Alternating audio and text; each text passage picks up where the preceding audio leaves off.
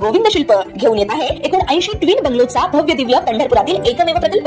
आमच्या प्रकल्पाची वैशिष्ट्ये मनाला शांती देणारं महादेवाचं मंदिर, मुख्य रस्ता सुमारे 30 फुटांचा, अंतर्गत रस्ता सुमारे 20 फुटांचा, ग्रामपंचायत योजनेचा प्रत्येक बंगलोजला स्वतंत्र नळ, सांडपाण्याची सुरक्षित विल्हेवाट, सर्व टाइल्स ग्लॉसी आणि नामांकित कंपनीच्या, सर्व स्टेअर, खिडक्या, चौकटी सुपर ब्लॅक ग्रेनाइट, दोन्ही अटॅच बाथरूम पूर्णपणे टाइल्स, पंतप्रधान हर घर नल योजना पूर्णत्वाकडे, bathroom, basin, kitchen, CP fittings हे जगवार कंपनीचे, स्टील वर्क पूर्णपणे जिंदाल कंपनीचे, 1000 लिटर पाण्याची टाकी, 150 लिटर सोलर वॉटर हीटर सोबत वॉटर प्युरिफायर, प्रत्येक बंगलोजला स्वतंत्र पार्किंग, दर्शनीय भाग पूर्णपणे डॅटो टाइल्स, टाटा प्रवेश कंपनीचे आकर्षक भक्कम दरवाजा, फुटी उंचीचे सुरक्षित कंपाऊंड। मग विचार काय करताय? गोविंद शिल्प, पत्ता गट नंबर 95, हॉटेल अंगण शेजारी, नाकवी रोड, पंढरपूर। ताज्या घडामोडी पाहण्यासाठी आमच्या YouTube चॅनलवरील PVR म्हणजेच पंढरी वार्ता या न्यूजला सबस्क्राइब करा आणि शेजारील बेल आयकॉनवर क्लिक करा। तुतारी शरद पवार गटाचे अल्पसंख्याक मोहोळ तालुक्याचे अध्यक्ष फयाज शेख यांचा यांच्या समोर सर्व कार्यकर्त्यांचा आपल्या या ठिकाणी जाहीर पाठिंबा मिळतोय। आपल्या राष्ट्रवादी पक्ष अजित पवार गटामध्ये जाहीर प्रवेश होतोय, तरी मी त्यांच्या ठिकाणी स्वागत करतो। मी तात्याला विनंती करतो त्यांच्या ठिकाणी शेरा देऊन त्यांच्या ठिकाणी स्वागत करायचंय। त्याचबरोबर रिपब्लिकन पार्टी ऑफ इंडियाचे आठवले गटाचे मोहोळ तालुक्याचे उपाध्यक्ष, कामती बुद्रुक ग्रामपंचायतचे माजी सदस्य, माझे बंधू आदरणीय सन्माननीय श्री सुनील गायकवाड यांचाही या निमित्तानं राष्ट्रवादी काँग्रेस पक्ष अजित पवार गटाच्या या पक्षामध्ये जाहीर प्रवेश होतोय, तरी मी त्यांचं या ठिकाणी मनपूर्वक सहर्ष स्वागत आणि त्यांचा सन्मान करतोय। सर्वांचं मनपूर्वक धन्यवाद। मोहोळ विधानसभा मतदारसंघातील महायुतीचे उमेदवार यशवंत माने यांच्या प्रचारार्थ कामती बुद्रुक तालुका मोहोळ येथे आयोजित प्रचार सभेस कामती ग्रामस्थांचा मोठा पाठिंबा मिळाल्याचं दिसून आलं। यावेळी राष्ट्रवादी काँग्रेस शरदचंद्र पवार गटाच्या अल्पसंख्याक आघाडीचे फैयाज शेख यांच्यासह शेकडो कार्यकर्त्यांनी अजित पवार गटात प्रवेश करीत यशवंत माने यांना आपला पाठिंबा जाहीर केलाय। तर यावेळी माजी आमदार राजन पाटील यांनी आपल्या भाषणातून आमचे नेते अजित पवार हे जातीपातीचे राजकारण, धर्माच्या नावावरील राजकारण याला कडाडून विरोध करीत आले असून याबाबत शरद पवार यांच्यापेक्षा जास्त ठोस भूमिका अजित पवार हे घेताना दिसून येतात असं निदर्शनास आणून दिले। तुतारीचे उमेदवार राजू खरे यांच्यावर जोरदार टीका करताना त्यांच्या सोबत असलेले सगळे आमचे लाभार्थी आहेत असं म्हणत खरपूस टीका केली आहे। पहा काय म्हणाले माजी आमदार राजन पाटील। आमचे ॲडव्होकेट किरण सराटे, सुनील भोसले, शिवाजी बाबर, सुनील गायकवाड, शरद गायकवाड, तायाप्पा गावडे, भाजपचे उपाध्यक्ष संजय वाघमोडे, आमचे मित्र, आमच्या अण्णांच्या कार्यकर्त्याचे नातू आमचे अकबरभाई मुजावर याने आता इथं आपल्या पक्षात प्रवेश केला, ते फैयाज शेख आणि दुसरे सर्व त्यांच्या समेत आमच्याकडे आलेले सर्व सहकारी आणि उपस्थित कामती गावातील सुजान शेतकरी बंधूंनो, माझ्या भगिनींनो आणि माझ्या तरुण सहकारी मित्र, आज इथं विधानसभेच्या निवडणुकीच्या निमित्तानं यशवंत तात्या माने यांना आपलं मत द्यावं अशा प्रकारची विनंती करण्यासाठी आम्ही इथं उपस्थित झालो होतो। गेल्या 5 वर्षापूर्वी इथंच याच चौकामध्ये आम्ही आपल्याला मतं मागायला आलो, आपण मतरूपी आशीर्वाद दिला आणि यशवंत तात्यासारखा नौका माणूस, आपली ओळख नाही, आपला परिचय नाही, गाव कुठला आहे माहीत नाही, परंतु आम्ही आपल्याला आव्हान केलं आणि आमच्या अहवालाला प्रतिसाद देऊन यशवंत तात्यासारख्या नौक्या माणसावर तुम्ही विश्वास टाकला आणि त्यांना आपण दिल्लीला विधानसभेमध्ये पाठवलं आणि गेल्या 5 वर्षामध्ये त्या यशवंत मानेंनी आपल्या कर्तृत्वानं राज्याचे अर्थमंत्री अजितदादा पवार यांच्या सहकार्यानं प्रचंड अशा प्रकारचा निधी हा मोहोळ तालुक्यामध्ये मोहोळ मतदारसंघामध्ये आणला, त्याच्यामध्ये आपल्या गावामध्ये सुद्धा आणला आणि म्हणून असा कर्तृत्ववान आमदार आपल्याला सुदैवाने बऱ्याच वर्षानंतर लाभला आणि म्हणून त्याला पुन्हा एकदा आपण आपल्या सगळ्यांच्या शिफारसीवरून पक्षाकडे शिफारस केली आणि पक्षाने पुन्हा एकदा त्यांना आपली संधी काम करण्याची संधी देण्यासाठी आपल्या पुढं त्यांना उभं केलंय.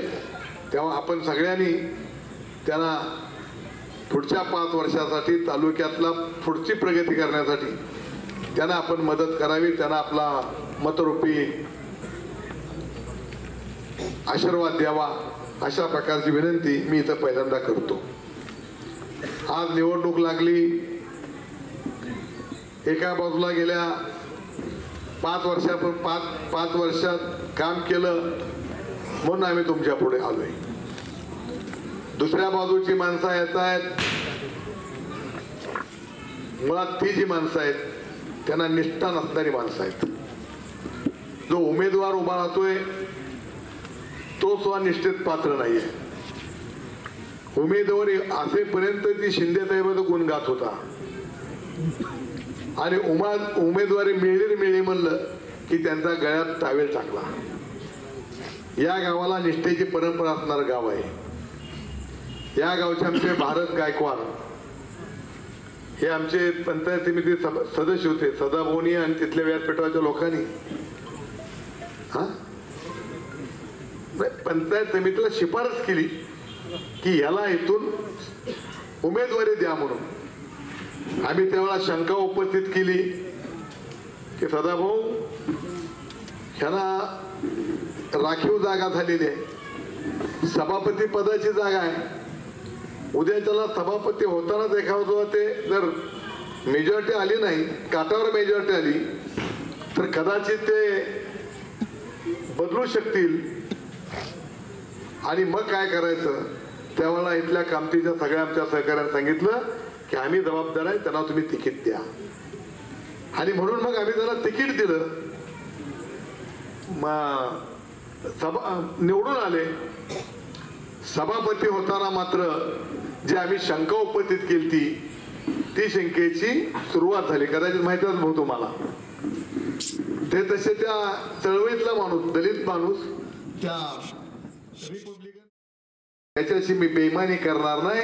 झालो सभापती तर तिथूनच होईल, नाही तर मी राजीनामा देऊन घरी बसल अशी निष्ठेची माणसं आज दुर्दैवानं आपल्यातून निघून चाललेत. आणि आपली विष्ठेसाठी काही करणारी माणसं आज तालुक्यामध्ये धिंगाणा घालायला लागलेत. आज त्यांची ती निष्ठा आहे. ती जी सगळी त्यांच्याबरोबर व्यासपीठावर बसणारी माणसं आहेत ती सगळी माणसं हे सत्तेचा लाभ आमच्याकडनं घेतलेले आहेत. सगळे लाभार्थी आहेत. इथं व्यासपीठावर असणाऱ्या माणसाच्या सहकार्यानं मोहोळ तालुक्यामध्ये लाभ घेतलेली माणसं आज त्यांच्या बरोबर आहेत. ही त्यांची निष्ठा. केवळ विष्ठेसाठी कुठेही निष्ठा घाण ठेवणारी ही सगळी अवलाद उद्या तुमच्या पुढे येणार आहे. तुम्ही ठरवायचं आहे की प्रामाणिकपणे काम करणाऱ्यांच्या पाठीमागे राहायचं का असल्या संधी साधू माणसांच्या पाठीमागे उभं राहायचं. त्यांना तुम्ही विचारा की तुम्हाला सत्ता आम्ही दिली, आम्ही म्हणजे व्यासपीठावर असणाऱ्या मंडळींनी तुम्हाला सत्ता दिली, त्या सत्तेच्या कालखंडामध्ये तुम्ही काय काय तालुक्यासाठी केलं. तालुक्यासाठी भलं धक्का नाही म्हणून द्या, आपल्या भागासाठी काय केलं. भागासाठी नाही म्हणू द्या, आपल्या गावासाठी काय केलं. गावासाठी नाही म्हणू द्या, अरे गल्लीसाठी जर काय केलं सांगा म्हणा. गल्लीसाठी सुद्धा काय न करणारी माणसं आज तालुक्याचं नेतृत्वाची स्वप्न पाहायला लागलेत. त्यांना जाब उद्याच्या निवडणुकीच्या निमित्तानं आपल्याला तुम्हाला विचारायचं आहे. अनेक माणसं तुमच्या पुढे येणार आहेत, तुमचा बुद्धिभेद करणार आहेत, तुमच्यावर हिप्नोटिझम चालतंय का बघणार आहेत. दलितावर करतील. प्रामुख्यानं मला इथं अभिमान, मला इथं मुस्लिम समाजाचं आभार मानायचं आहे, त्यांचं स्वागत करायचं आहे की त्यांच्या मनामध्ये एक प्रकारची भीती निर्माण करण्याचं काम करायला लागले. मुस्लिमांना भीती निर्माण करण्याचं काम करायला लागले. आपल्या माहितीसाठी सांगत की राष्ट्रवादी काँग्रेस पक्ष हा धर्मनिरपेक्ष पक्ष आहे.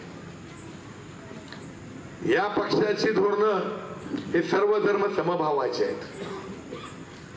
आणि म्हणून करता मी तुम्हाला आश्वासित करतो, आपण बघितलं असेल की उद्धव राज ठाकरेंचे क्लिप आहे बघा, त्यात त्यांनी सांगितलंय की शरद पवारांपेक्षा अजित पवार हा धर्मनिरपेक्ष माणूस आहे म्हणून. तुम्ही बघा, एखाद्या समाजावर जर कोण वाचाळ बोलत असेल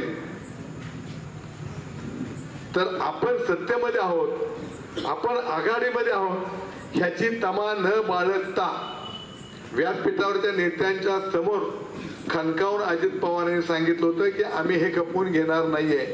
हे कदाचित मुस्लिमांना लक्षात घेतलं पाहिजे. आम्ही धर्मनिरपेक्ष आहोत. आज एकूण आम्ही जे उमेदवार उभा केलेत युतीमधून त्याच्यामधले 5 मुस्लिमांना आम्ही उभा करण्याचं काम केलं आहे.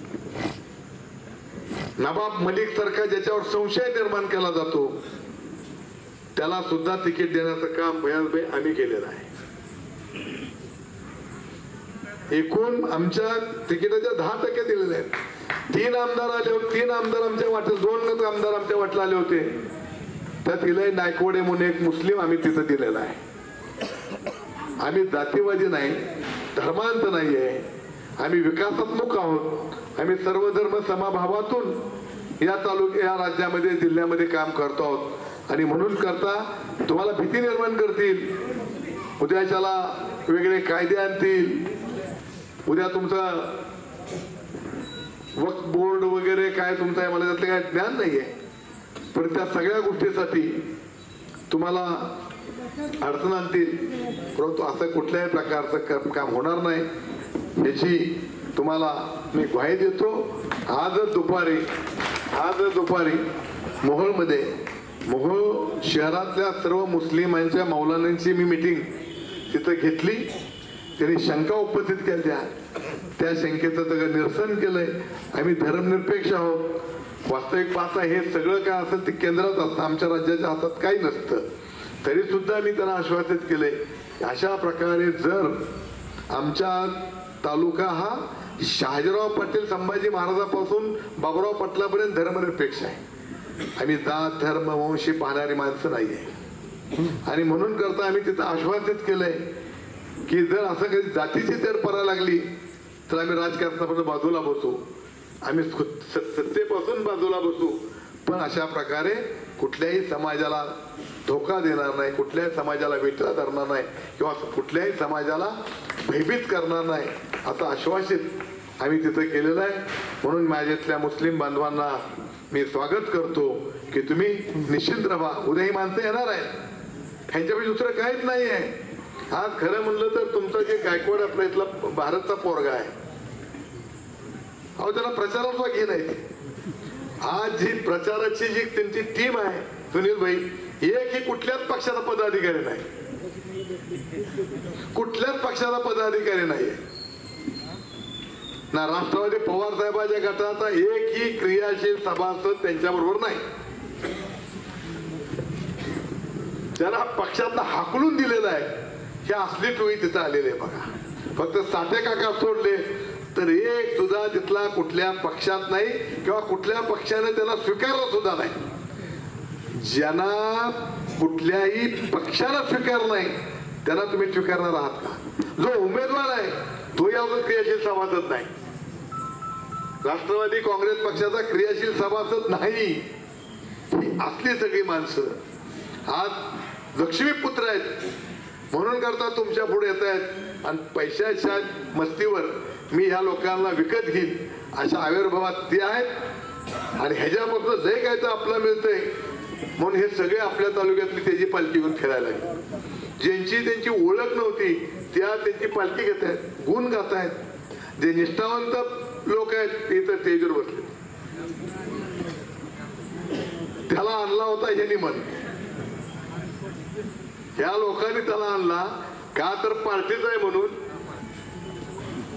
आणि असा उद्योग करायला लागला. या सगळ्या गोष्टींचा विचार करा. अत्यंत चांगलं वातावरण मोहोळ तालुक्यामध्ये आहे. काहीतरी ते आपल्या अफवा बिफवा करत असतील, परंतु सगळ्या गावामध्ये एक पार्टी आमची आहेच, पण दुसरे अदृश्य लोक आम्हाला मदत करायला लागले.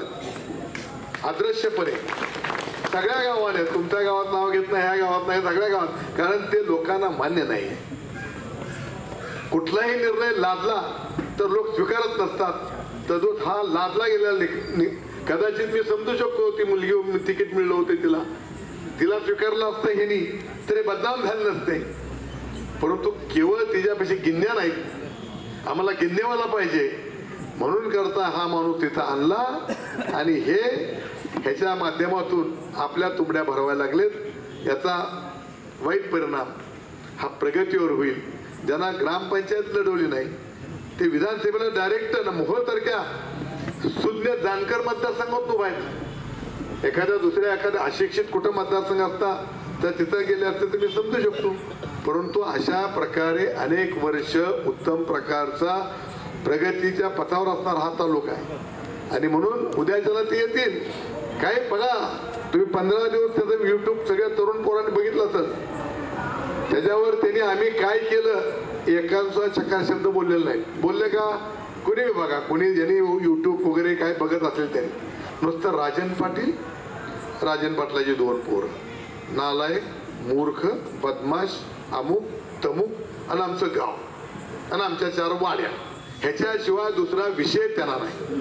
म्हणजे विषय नसणारी माणसं, खुंची राजकारण करणारी माणसं ह्या प्रवृत्तीचे असतात. आणि म्हणून ही प्रवृत्ती आता ठेचून नाही काढली तर उद्याच्याला आमच्यावर आहे. तुम्हाला जरा वाचताना बरं वाटत असेल पण राजन पाटला कोणत्या शिवाय द्यायला भेटलाय म्हणून, पण उद्या तुमच्यावरती पाळी आल्याशिवाय येणार नाही. कारण सगळी आमचे लाभधारी आहेत, आमच्याकडून लाभ घेतलेली माणसं आहेत. एकही त्यातला तुम्ही सांगा की स्वतःच्या कर्तृत्वावर कुठली सत्ता घेतली म्हणून. आणि सत्ता आम्ही दिली आणि 0 कामं केली. एकानेही काम केलं नाही. 5 वर्ष सभापती होता तालुक्याचा, काय सुद्धा केला तुमच्या. कदाचित तुम्हाला खोटं वाटेल परंतु जे खुरपी असतात पंचायत समितीमध्ये, ती खुरपी वगैरे त्या काळामध्ये शेतकऱ्याला द्यायला असायची. आता ते ऑनलाईन सगळं झालं. त्यावेळेला द्यायचे. सुनील भाई ती खुरपी ठिक्यानं भरून मुडलिमच्या बाजारात विकलेली. ही जर खोटं आहे म्हणलं तर पुराव्याशी मिळालं. म्हणजे ज्यांना खुरपी पुरली नाही ती तर उद्याच्याला जर म्हणजे काय दोस्तांचा सातबारात तर केलेच आता, पण उद्याच्याला जर सत्ता बित्ता दुर्दैवाने गेली तर गपचीप तुमचं सगळ्यात उतरसुद्धा का झालं तुम्हाला कळणार नाहीये. अशा प्रवृत्तीची माणसं आहेत. या सगळ्या गोष्टीचा तुम्ही विचार करा.